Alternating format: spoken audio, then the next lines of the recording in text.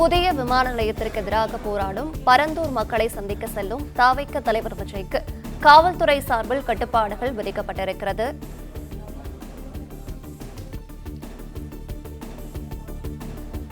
பரந்தூர் மக்களை சந்திக்க 2 இடங்களை பரிந்துரைத்துள்ள போலீசார் ஒரு இடத்தை தேர்வு செய்ய விஜய்க்கு அறிவுறுத்தியிருக்கிறார்கள். புதிய விமான நிலையத்திற்கு எதிராக போராடும் பரந்தூர் மக்களை சந்திக்க செல்லும் தாவைக்க தலைவர் விஜய்க்கு காவல்துறை சார்பில் கட்டுப்பாடுகள் விதிக்கப்பட்டிருக்கிறது. அனுமதிக்கப்பட்ட வாகனங்களில் அனுமதிக்கப்பட்ட எண்ணிக்கையில் மட்டுமே தாவைக்கவினர் பரந்தூர் செல்ல வேண்டும் என்று காவல்துறை தரப்பிலிருந்து அறிவுறுத்தல் வழங்கப்பட்டிருக்கிறது.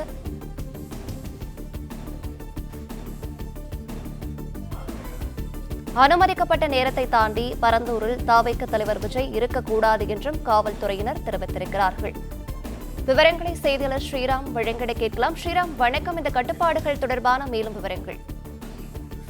இரண்டாவது விமான நிலையம் பரந்தூர் பகுதியில் அமைய இருக்கிறது. கிட்டத்தட்ட 20,000 கோடி ரூபாய் மதிப்பீட்டில் இந்த விமான நிலையம் அமைக்கும் பணி தீவிரமாக நடைபெற்ற சூழ்நிலையில் 3/2 பங்கு நிலங்கள் கையகப்படுத்தும் பணியில் தமிழக அரசு மற்றும் மத்திய மாநில அரசுகள் அனுமதி வழங்கப்பட்டு தற்போது நடைபெற்று வருகிறது. ஏகனாப்பட்டு மற்றும் ஏகனாபுரம் உள்ளிட்ட பகுதியில் மட்டும் போராட்டக் குழுவினர் தொடர்ந்து போராட்டம் 900 நாட்களுக்கு மேலாக போராட்டத்தில் ஈடுபட்டு வருகிறார்கள். அவர்களை சந்திப்பதற்காக தமிழக வெற்றி கழகம் தலைவர் நாளை மறுநாள் வரும் திங்கட்கிழமை மதியம் 12 மணி முதல் 3 மணிக்குள்ளாக அவர்களை சந்தித்து அவர்களிடம் சிறப்புரை ஆற்றுகிறார்.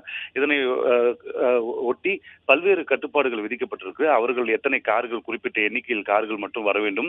நிர்வாகிகள் மற்றும் அவருடைய பாதுகாவலர்கள், முக்கிய நபர்கள் மட்டுமே செல்வதற்கு அனுமதி வழங்கப்பட்டிருக்கிறது.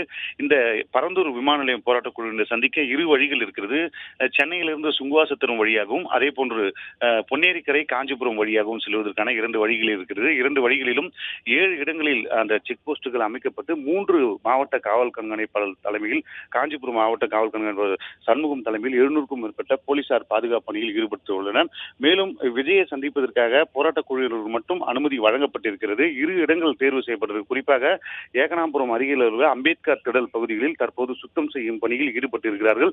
மற்றொரு இடம் தனியார் திருமண மண்டபம் என்கிறார்கள். தனியார் திருமண மண்டபத்தில் சந்திக்க வாய்ப்பு குறைவு என்பதற்காக அந்த தீவு திடல் அந்த பகுதியில் மட்டுமே தற்போது சுத்தம் செய்யும் பணியில் குறிப்பிட்ட எண்ணிக்கையில் மட்டுமே அனுமதிக்கப்படுகிறார்கள்.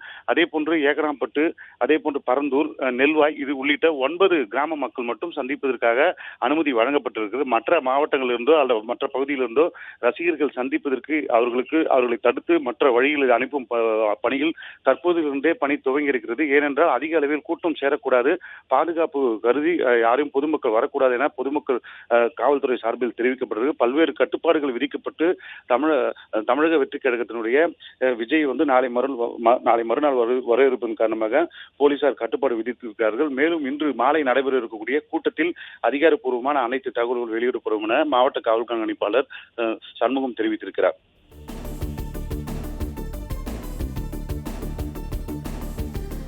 விவரங்களை வழங்கியமைக்கு நன்றி ஸ்ரீராம்.